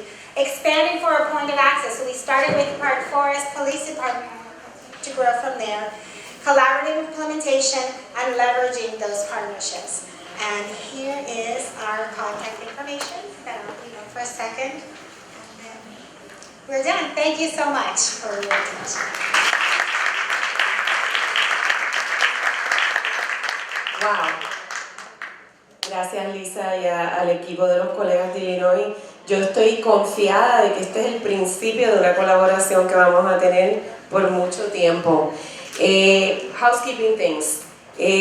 Movimos el schedule un poquito, así que vamos a hacer el panel y vamos a asegurarnos de que terminamos a las 11:20 para tener ese breakcito. Le voy a pedir a los panelistas que pasen por aquí para que les vayan poniendo el micrófono en lo que hacemos la introducción. Carlos, Natalia, Yulimar, Héctor y la compañera de AMSCA que está por allí, si pueden ir por una esquinita por aquí. Ricardo les va a ir poniendo los micrófonos en lo que yo hago la parte introductoria. Entonces, si bien es cierto lo que vimos al principio, que las estadísticas son un poquito difíciles de digerir, no es menos cierto de que Puerto Rico está listo para llevar las intervenciones que ya estamos haciendo a este próximo nivel. Fíjense lo que nos dice el Chief. Fíjense que la realidad de la exposición a violencia con las que ellos bregan allá en Park Forest no es distinta a la nuestra y han podido montar este programa. Y lo otro que es buena noticia es que nosotros tenemos muchas intervenciones que ya están ocurriendo en el país. Voy a ir sobre algunos ejemplos de esta para que veamos que Puerto Rico es tierra fértil porque tenemos el capital humano, el deseo, el entendimiento, el peritaje. Es cuestión de unir todos estos esfuerzos. Vuelvo al concepto del que hablaba al principio de que tiene que haber un continuo de intervención desde lo universal, selecto e indicado. Es decir, tener intervenciones para poblaciones de bajo riesgo, riesgo mediano y alto riesgo. Y estos son algunos de los ejemplos. Fíjense lo que nos decía el Chief: cernimiento, cernimiento, cernimiento. Así que es importante cernir, no importa en el punto en que usted interactúa con ese joven. Puede ser un joven que está en un ámbito escolar y que todavía no ha delinquido, pero si el joven delinquió o tiene una interacción con la policía, eso es una oportunidad para agarrar a ese joven y conectarlo con servicio. Destrezas de crianza para los papás, intervenciones de desarrollo socioemocional, dar destrezas de vida. Todas estas son las cosas de las que yo nos hablaba. Visitas al hogar, ya para los que necesitan terapia, dársela. Prevenciones de abuso de sustancias. Todo eso de los que ellos hablaban ya existe en Puerto Rico y con intervenciones basadas en evidencia.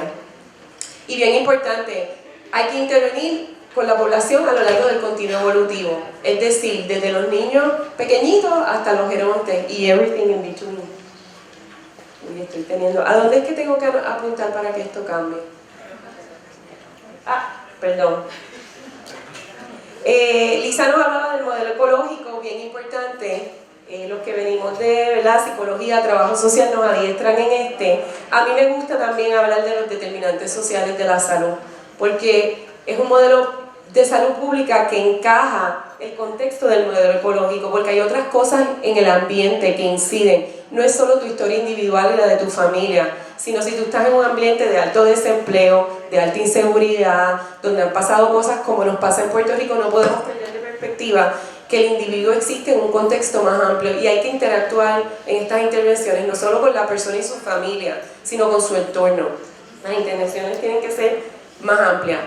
¿Qué está pasando en Puerto Rico? Y yo les voy a dar algunos ejemplos donde el instituto trabaja, pero esto no quiere decir que el instituto es el único que hace eso. Hay montones de ejemplos de buenas intervenciones en nuestro país. En cada una de ellas les estoy poniendo un mapita para que usted vea dónde están. Este es el programa. Puerto Rico tiene un programa de visitas al hogar para madres adolescentes embarazadas de alto riesgo hace 8 años. State of the Art, se ha ganado un montón de premios a nivel nacional, donde damos apoyo a mamás de alto riesgo, a las familias, a los abuelitos, al papá del bebé, desde que la mamá esté embarazada hasta que el bebé tiene 36 meses. Es un programa de servicios integrados.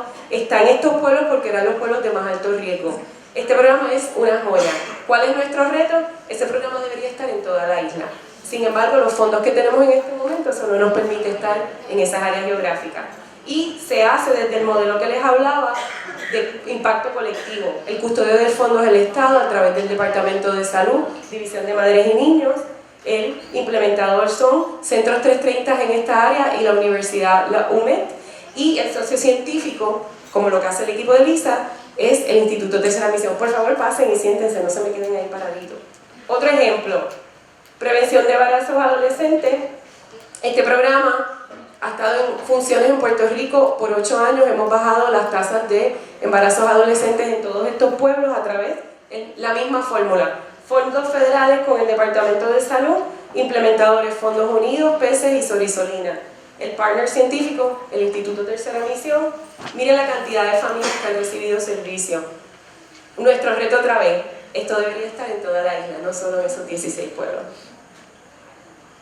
Otro ejemplo, programas integrados de servicios de cuidado extendido, utilizando fondos federales administrados por el Departamento de Educación, la Alianza Municipal para la Educación, 4 alcaldes, ahora 8 alcaldes se juntaron en la primera ronda, 15 escuelas de 1.500 nenes, programación gratuita en el horario extendido. Puerto Rico logró incrementar la ejecución académica, proveer servicios de salud mental en el horario extendido. Ahora esto se va a expandir de esos 4 pueblos a 8 pueblos. Debería estar en toda la isla. Un proyecto de trauma. Empezamos en estos pueblos, expandimos ahora en una colaboración con el Departamento de Educación. Ahora no solo se dan los servicios de trauma en el horario extendido, sino en el horario diurno. ¿Y cuál es nuestra meta? Que todos los niños de Puerto Rico tengan acceso a este servicio. Y así tenemos montones de ejemplos. Este es el de sustancia. No se los voy a enseñar todos, miren los mapas. Estos son coaliciones comunitarias para prevención de uso de drogas y alcohol en Puerto Rico. ¿Por qué les estoy mostrando esto? Nuestro problema no es que no tenemos la ciencia o que no tenemos el capital humano. Nuestro problema es la escala. El poder tener un commitment con esto a largo plazo irrespectivo de quién estén gobernando, del cambio que haya, que se le dé continuidad a los proyectos. Así que ese es el reto que tenemos el capital para hacerlo. Vamos a hablar entonces con el panel. Aquí tenemos la representación de la gente que sirve en el continuo. Tienen los micrófonos. Yo les voy a hacer unas preguntas a los compañeros viendo el modelo de lo que traen los compañeros de Illinois. Sabemos que en Puerto Rico ese tipo de servicio para jóvenes de alto riesgo no existe aún. Quiero empezar con Héctor. Héctor, tú has corrido consulta juvenil por 22 años, eres epidemiólogo, sociólogo, has hecho mucho trabajo con usuarios de drogas inyectables en comunidades de bien alto riesgo en Puerto Rico. Este modelo que nos traen los compañeros de Illinois, ¿es transportable a Puerto Rico? ¿Lo podemos hacer? Sí, yo pienso que sí. Yo pienso que es un modelo bastante viable de implantarlo en Puerto Rico. Yo creo que en Puerto Rico tenemos peritaje en prácticamente todas las áreas que se mencionaron.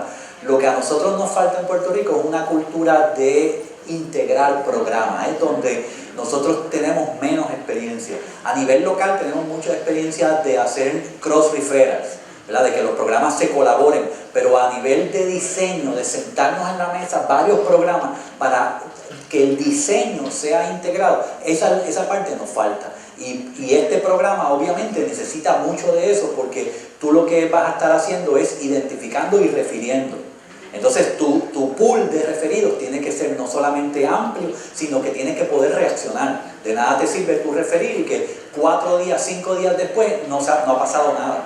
Estos referidos, por lo menos en nuestra experiencia, estos muchachos necesitan unos referidos inmediatos. No puede ser un referido que tome 3 días, 5 días. Así que la navegación del joven, que en Illinois yo estudié en en Chicago y viví allá por 15 años, hay un sistema de SAS que es State of the Art, donde ese referido pasa. En Puerto Rico se ve un poquito diferente porque no hay muchas veces a dónde referir, así que dentro de los mismos programas tenemos que desarrollar los servicios. Yulimar, tú trabajas ahora en la oficina de jóvenes de alto riesgo en el departamento, eres parte del proyecto AWARE, tienes mucha experiencia con jóvenes de alto riesgo. Háblanos un poquito entonces, ¿cómo atajamos ese reto que habla Héctor? ¿Verdad? ¿Qué está pasando en el departamento? Nosotros estamos colaborando por la parte, ¿verdad?, que dice, bueno, antes de, estoy contenta porque cuando lo vi aquí plasmado, yo dije, qué chévere, porque no es algo que no podamos hacer, todos tenemos el conocimiento para poder trabajarlo.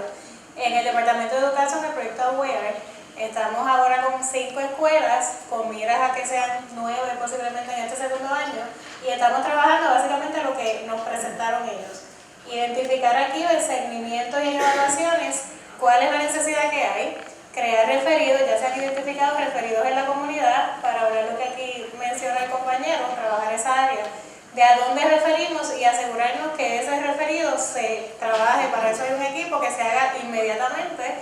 Y de igual manera, nosotros en el departamento estamos comenzando a trabajar lo que es prácticas restaurativas, que aunque aquí no se conoce mucho y lo que es justicia restaurativa está un poquito en pañales, y nosotros estamos comenzando a dar a conocer esto y la importancia de trabajar con lo que es restaurativo más que lo punitivo, que es algo que nos ha mostrado que no ha funcionado.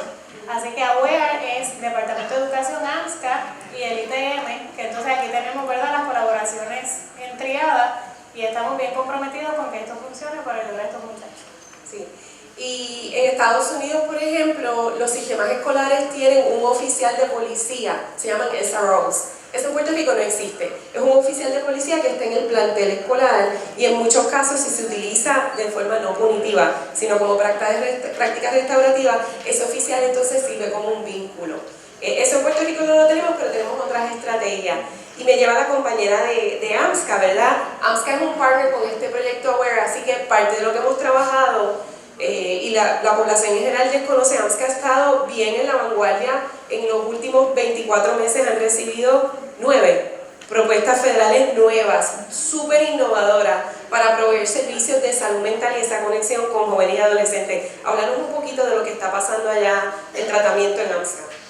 Muy buenos días, vengo en representación de la División de Niños y Adolescentes de AMSCA, ¿verdad? Y me pidieron que hablara un poquito de qué servicios, ¿verdad?, está ofreciendo AMSCA.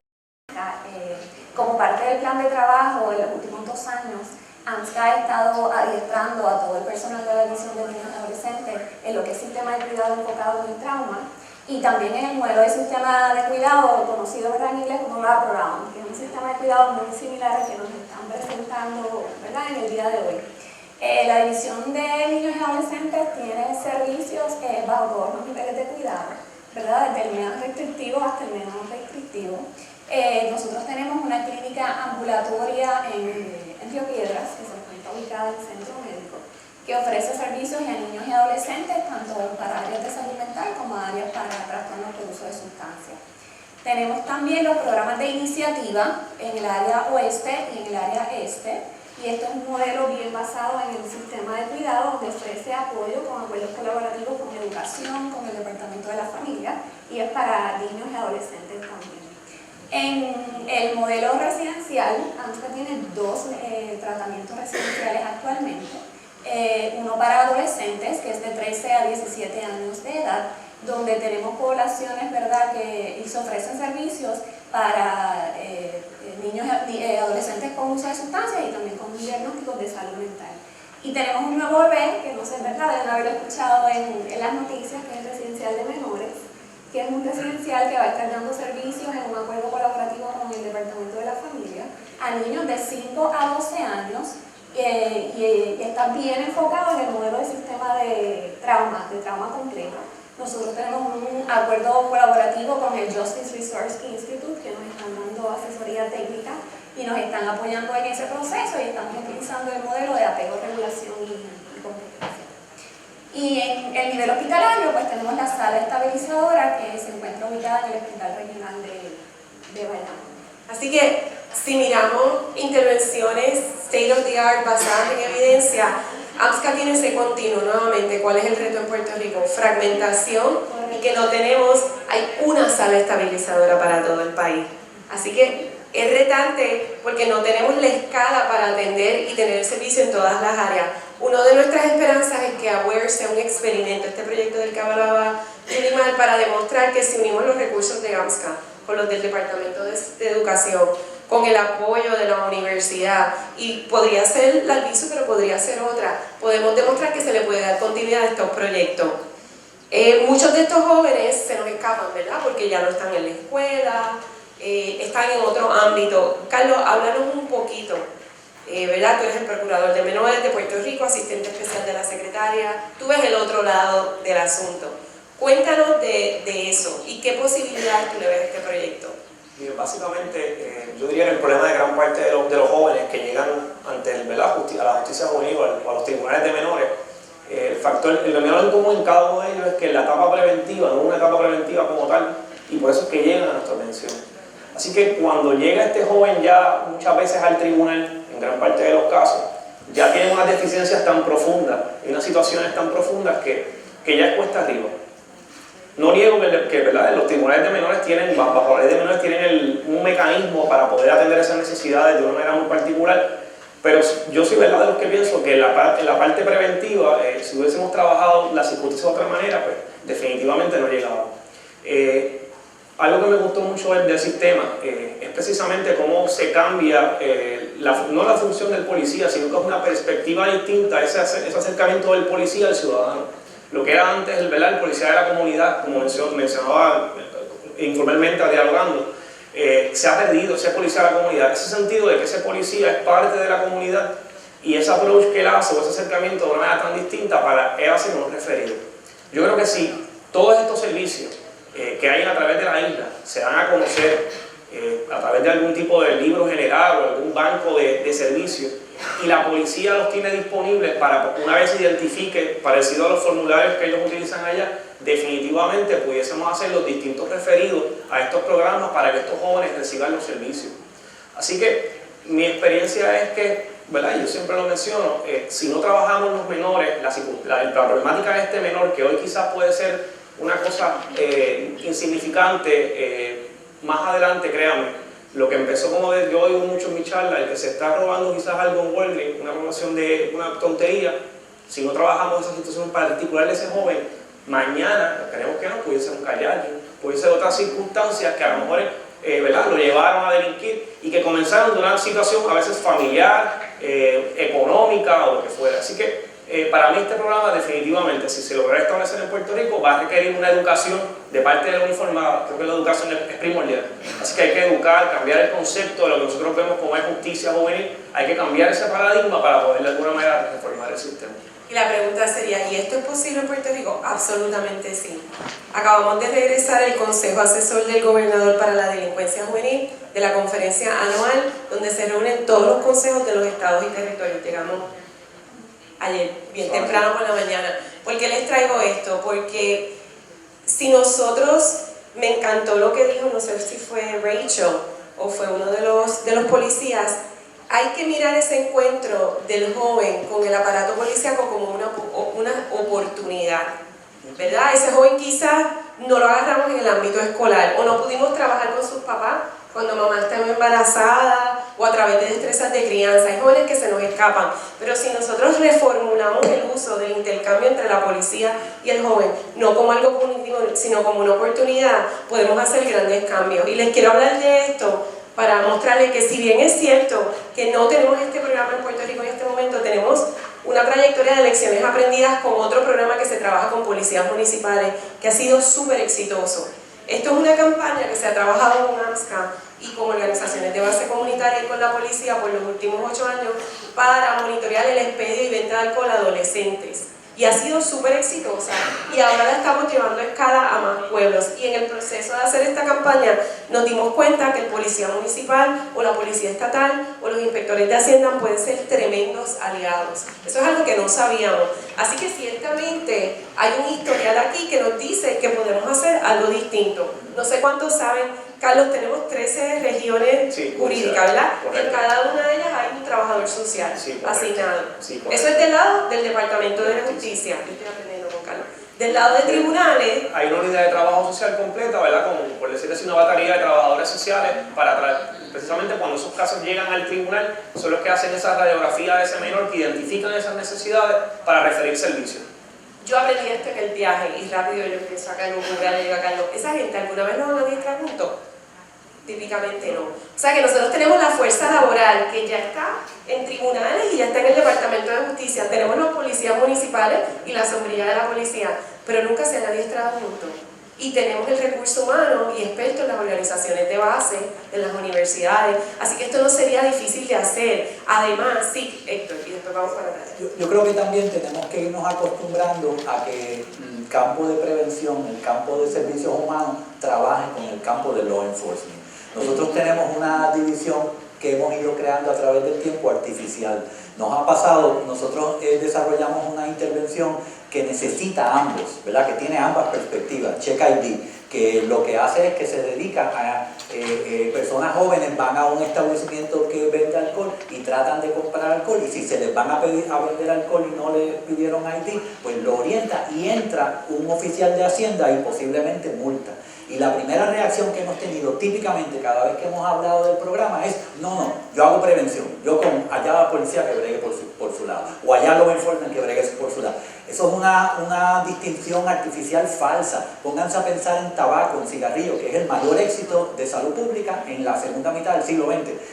Ningún otro tema fue tan exitoso. ¿Y qué hizo tabaquismo? Tabaquismo se dio cuenta: tenemos que trabajar con law enforcement. Y cuando comenzaron a trabajar juntos, comenzaron entonces a ser bien exitosos, ¿no? Así que yo creo que parte de una distinción que tenemos que ir tumbando y entonces podemos unir muchos recursos que están ahí, como tú dices. Sí, y yo creo que las organizaciones de base comunitaria son vitales en esto porque son los expertos en lo que está pasando en la comunidad. Por eso esa importancia de esa triada. Esto requiere 3 elementos. Fíjese cómo el equipo de Chicago los tiene igual: un partner universitario con un peritaje técnico, la policía, y ellos no hablaron tanto de Martha porque por falta de tiempo, pero está el partner de la agencia de comunidad. Así que esa triada, si uno la implementa, tú cambias los indicadores de salud. Cuando nosotros empezamos a decir esto hace 10 años, la gente nos miraba: ay, espérame, como que usted está loco. Ahora tenemos datos y ejemplos en educación, en manejo de sustancias, en servicios de salud mental. This is doable. Y se puede hacer en Puerto Rico sin traer fondos adicionales. Yo no estoy hablando de traer fondos que ya no están aquí. Yo estoy hablando de usar los fondos que están aquí de una manera intencional. Natalia, desde OTSEC, yo creo que la gente no sabe qué comunidades especiales ahora están en OTSEC, las comunidades de alto riesgo que ya existen, las 150 comunidades. Háblanos cómo tú ves esto a través de OTSEC. Bueno, ¿me escuchan? Sí.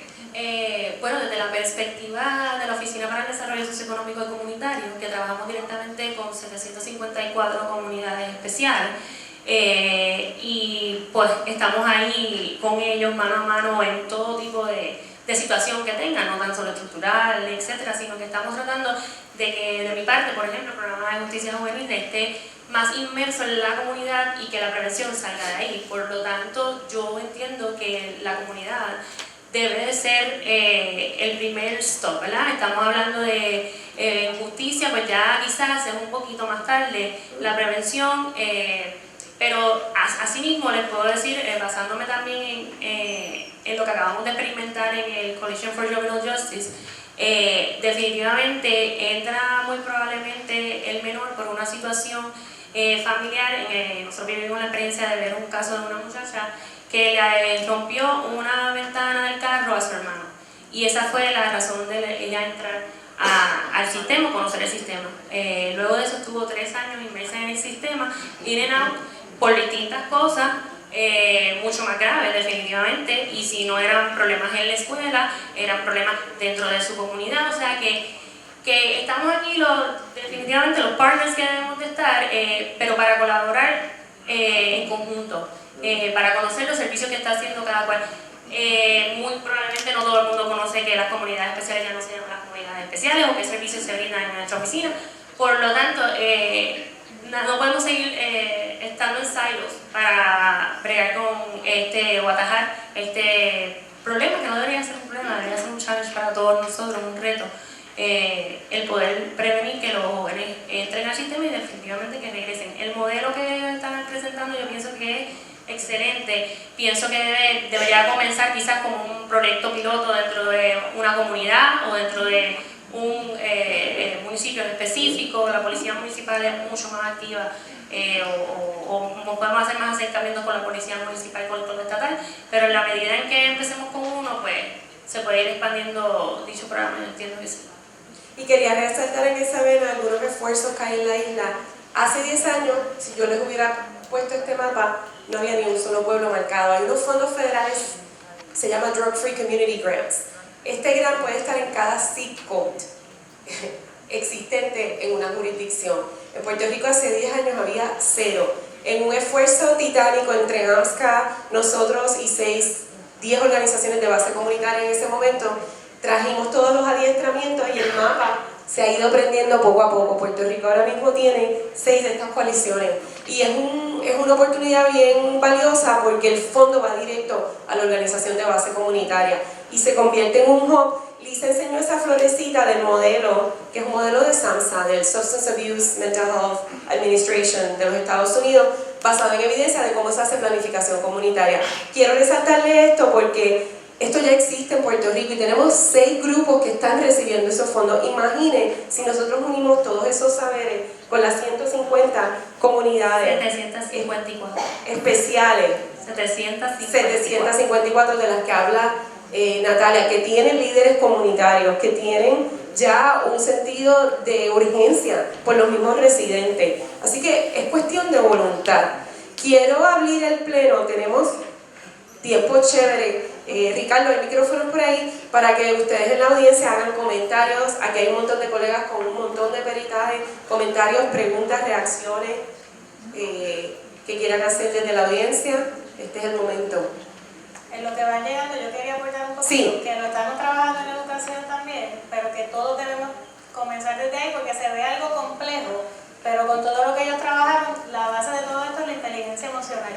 Si nosotros comenzamos a darle el énfasis a la inteligencia emocional, como se la damos a la inteligencia cognitiva, podemos ir haciendo cambios porque el autocontrol, el autoconocimiento, la empatía, la autorregulación, que es lo mismo del autocontrol, las relaciones interpersonales es inteligencia emocional.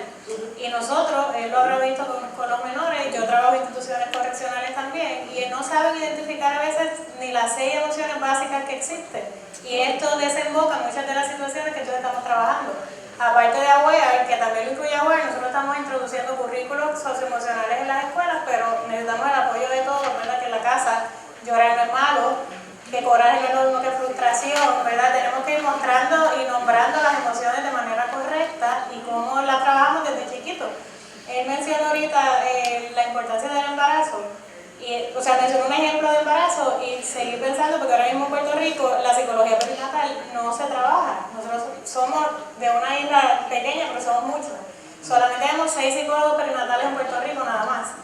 Y la importancia de la prevención viene desde el embarazo. Al que le interesa mucho este tema, que entiendo que es a todos porque están aquí, les recomiendo que lean un artículo que se llama Build Babies Not Jails, de Thomas Berg del 2011, donde él trabaja una correlación súper importante de cómo desde el embarazo yo puedo prevenir que alguien llegue a la cárcel después. Y se trabaja todo esto con lo que él promueve en ese artículo. Y otra vez tenemos programas que atienden esto, pero a menor escala. El primero que mostré, Familias Saludables, es un modelo basado en evidencia de visitas al hogar. Puerto Rico acaba de recibir, no me dio tiempo a contarlo, por primera vez, un programa federal que se llama Healthy Start. Es un programa diseñado para ir a regiones de alta mortalidad infantil. Hicimos un junte de los mismos para expandir esos servicios. En Puerto Rico hay 8 clusters epidemiológicos de alta mortalidad infantil. Con estos fondos nuevos por 5 años vamos a poder atender solo uno de esos clusters. Así que estamos buscando los fondos para expandir. Como dice el estudio, el problema de nosotros no es que no tenemos el conocimiento de los programas, es que no tenemos la escala y tenemos el efecto cubano. Que cada vez que cambia el gobierno del mundo, pues el efecto cubano prende y apaga, prende y apaga. Desde el punto de vista de investigación, hay unos cuantos puntos que me parece que deberíamos estimular, darle seguimiento. Tú mencionaste el embarazo. Nosotros desconocemos por completo cuánto el síndrome de alcohol fetal nos está afectando esta situación. El síndrome de alcohol fetal, en la medida en que es severo, es relativamente fácil de identificar en los neonatos, pero en la medida en que no es severo, es bien difícil porque no hay signos físicos y tiene todos estos síntomas que ustedes están mencionando en la adolescencia, ¿no? Y en Puerto Rico hay un nivel de alcoholismo bastante alto. Así que yo creo que primero sería bueno si nosotros pudiéramos hacer investigación y ver cuánto el síndrome de alcohol fetal nos está afectando, porque obviamente hay formas de prevenirlo durante el embarazo. Y el otro que nosotros no hemos mirado es el nivel de ruido. En Puerto Rico hay unos niveles de ruido literalmente ensordecedores. En un estudio que nosotros hicimos con adolescentes en residenciales públicos, una cosa que era bien común, nosotros las entrevistas se graban para que en Quality puedan escuchar la entrevista y darle feedback al entrevistador si hizo bien la entrevista.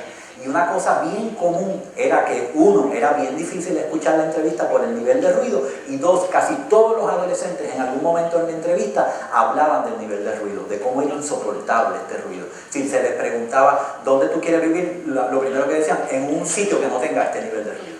Y yo creo que no le hemos dado seguimiento a ver cuánto el ruido nos está afectando. Audiencia, comentarios, preguntas. Sí, por allí.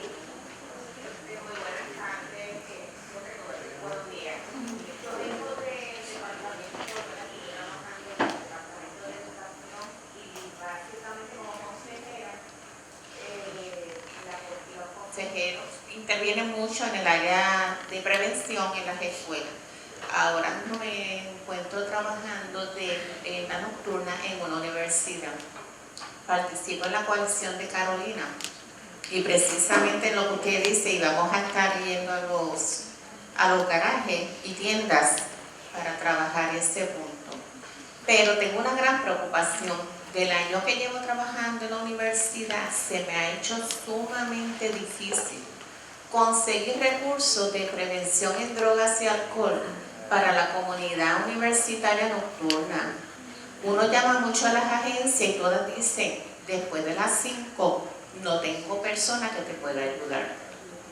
Creo que es un punto y un área que hay que trabajar arduamente, porque nocturno tengo estudiantes que tienen 2 trabajos, tienen familia. Obviamente esa es la generación adulta, que puede ser adulta de 24 años y 25. Pero tengo también estudiantes nocturnos que son jóvenes de 20, 21 años, porque están trabajando de día y de noche se han dedicado a estudiar. No sé si puedan ayudar y darme algunas recomendaciones. Gracias. Gracias por su comentario. ¿Algún comentario en respuesta? Bueno, puedo contestar de parte, ¿verdad?, de lo que es una agencia, pero sí de las universidades, por ejemplo, la Universidad Carlos Albizu, donde soy facultad y en la IPM también. Si usted llama ahí en la clínica, hay estudiantes doctorales de formación interna en psicología que pudieran darle esa información, ¿verdad?, no necesariamente de agencia de gobierno, pero sí acá como parte de su responsabilidad social, y los profesionales que se están formando pues pudieran ayudar. Y yo creo que esto les falta, el ejemplo que usted da, habla de por qué esos partnerships tienen que existir, donde esté el ente gubernamental, Departamento de la Familia, Educación o AMSCA, pero que también hay una contraparte de una colaboración real con organizaciones de base comunitaria. Muchos de los proyectos que se hacen desde prevención en AMSCA es el cultivo de los fondos, está su personal de las regiones de prevención que tienen limitaciones de horario, pero entonces trabajan con organizaciones de base comunitaria que no necesariamente tienen que luchar a las 4:30, y hacemos un trabajo en equipo donde ese horario extendido se cubre. Usted tiene toda la razón.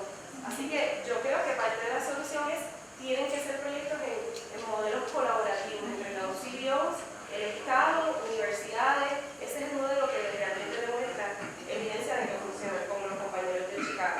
¿Algún otro comentario o pregunta de la audiencia? Sí, allá. Dinos de dónde vienes, tu nombre y tu comentario. Buenos días, mi nombre es Nidia Rolón, vengo del pueblo de Naranjito. Yo tengo varias profesiones. Ahora mismo estoy desempleada porque por razones de salud me fui del Departamento de Educación con 23 años y 2 meses de servicio. pero yo también soy consejera profesional de matrimonio y familia, soy tanatóloga. Yo he cogido muchos talleres como esto para trabajar con adicciones, con trabajar con las comunidades y demás. Además soy enfermera con licencia al día y cuando voy a buscar un empleo pues estoy sobrecualificada, nunca pues me llaman o no me dicen nada, me voy por la línea de la dama que estuvo hablando, o sea, estoy en la disponibilidad de colaborar, pero también se le cierran a uno las puertas. Yo he ido 3 veces a ANSCA, también estoy certificada en adicciones, en salud mental, ¿sabes? Tengo mucha, porque me he dedicado a estudiar mucho y me encanta mucho, y inclusive pagando o no pagando, hasta el Albizu Campus he ido a coger este adiestramiento de diferentes temas. ¿Sabes? Que me he mantenido continuamente rebuscando y pues hacer propuestas, preparando un programa que se llama, va a llamar, ¿verdad? Que está en Mi Bebé, la depresión es real, pregúntame, pero sabemos que todo esto cuesta, y uno a veces va tocando puertas y pues es difícil, y me gustaría, ¿verdad? Si alguien me puede indicar dónde puedo ir, qué puedo hacer, porque realmente tengo el mayor de los intereses de trabajar con los jóvenes, porque trabajé tanto tiempo con jóvenes desde elemental hasta superior y veo la problemática. Inclusive, yo conocí un jovencito de 8 años y al día de hoy voy de la mano con él. Así que hay mucha necesidad que atender. Tocamos puertas y a veces no sabemos dónde ir o se nos cierra. Agradecemos que usted comparta su historia y me parece que la historia de la compañera resalta algo. Traje este slide para hablar de este proyecto. Uno de los fenómenos interesantes que tenemos en Puerto Rico, cuando yo viajo bastante por mi trabajo y hablo con personas en otras jurisdicciones, muchas de las quejas que dan es que no tienen el capital humano con la educación y el peritaje para este tipo de servicios.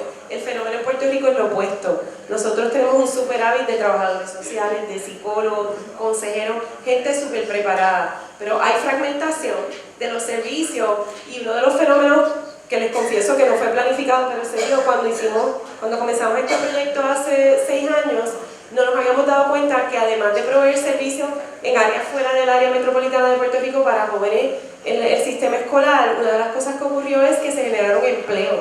Este proyecto, por ejemplo, emplea sobre 600 personas locales a esos pueblos.